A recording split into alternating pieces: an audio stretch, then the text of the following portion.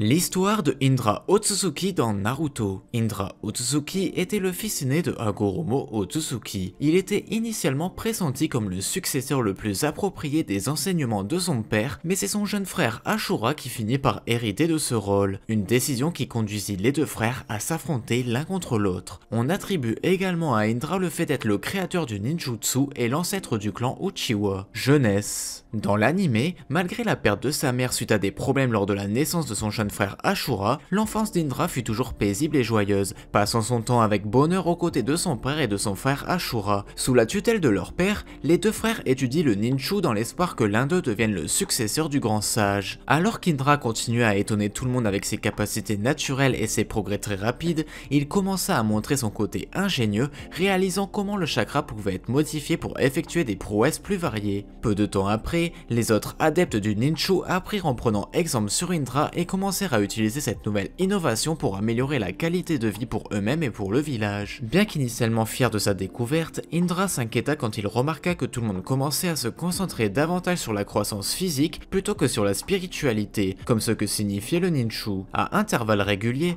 Zetsu Noir s'approchait secrètement d'Indra seul, l'affublant d'éloges et attisait sa curiosité envers le véritable potentiel d'Indra, allant même jusqu'à dire qu'il pouvait rivaliser sinon surpasser l'ermite Rikudo lui-même. Après avoir réveillé son Sharingan, Indra commença à prêter attention aux louanges du personnage mystérieux, se concentrant uniquement sur sa formation et devenant de plus en plus froid et plus éloigné des autres, y compris de son frère. Finalement, Hagoromo décida de choisir son successeur en fonction de la performance de ses fils en les chargeant chacun d'aider à la renaissance d'un pays étranger. En arrivant à destination, Indra apprit que la terre était en réalité très fertile en raison de l'existence d'un jeune arbre divin. Cependant, il se rendit également compte que les gens là-bas tombaient progressivement malades à cause des nutriments issus de l'arbre. Décidant de résoudre les choses rapidement, Indra utilisa son Sharingan pour forcer les villageois à détruire le jeune arbre et à découvrir de l'eau. De retour chez lui, Indra fut surpris que Hagoromo ait choisi d'attendre le retour d'Ashura afin de prendre sa décision sur son successeur. Tout en respectant le souhait de son père, Indra devint agité, ce que Zetsu Noir souligna lors d'une autre rencontre, notant que la vision d'Indra sur l'avenir différait de celle d'Hagoromo. Un an s'écoula depuis que les deux frères avaient reçu leurs missions respectives et Indra continua à en former d'autres tout en recommençant à apprécier la compagnie des gens. Finalement, Ashura revint, mais avec de nombreuses personnes du village où il avait été envoyé et qui l'avaient aidé à terminer sa mission. Ashura rencontra ensuite son frère pour entendre la décision finale de Hagoromo.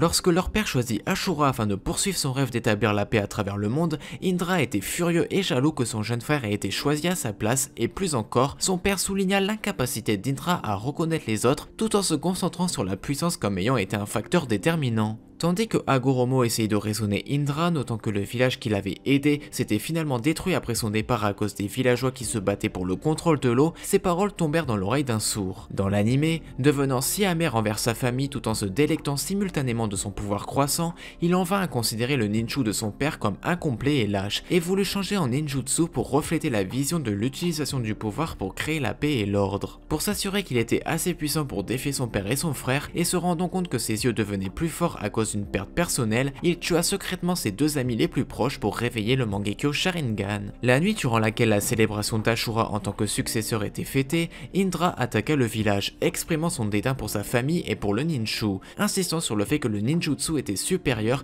et qu'il était le véritable moyen pour instaurer la paix. Avec une joie sadique, il attaqua Ashura, qui surprit son frère aîné avec les progrès qu'il avait fait en repoussant l'attaque. Déterminé à écraser son frère et à prendre la position tant désirée en tant que véritable apporteur de paix, Indra déchaîna son Susanoo. Alors que Ashura était capable de retenir son frère ayant manifesté son pouvoir qui lui avait été transmis par Hagoromo, la construction massive d'Indra commença à le submerger. Hagoromo demanda ensuite au village de partager leur chakra avec Ashura, ce qui lui permit de manifester pleinement ses pouvoirs et de libérer le Mokuton. En combinant cela avec le Senjutsu, Ashura parvint à vaincre Indra qui, refusant toujours de reconnaître son frère comme héritier légitime, fut contraint de battre en retraite. Des années plus tard, Indra entra dans la clandestinité et forma une secte qui soutenait le ninjutsu. Alors que Hagoromo était alité et qu'il s'approchait de sa fin de vie, Indra s'approcha de son père qui l'avait renié, lui disant hardiment que son approche lâche de la paix ne ferait que provoquer de plus grandes guerres, dont Indra profiterait pour détruire le ninju tout en jurant de le faire en autant de réincarnations que nécessaire. Capacité. Dès son plus jeune âge, Indra a été reconnu comme un prodige, même par son père légendaire, ayant hérité d'une grande partie du pouvoir, du talent et des gènes forts de ce dernier. Il avait une grande aptitude pour toute compétence ou étude à laquelle il s'appliquait. De plus, il a également hérité des yeux de son père, son puissant chakra et son énergie spirituelle. Chakra et prouesse physique. Dans l'anime, il s'est avéré être hautement qualifié en taijutsu.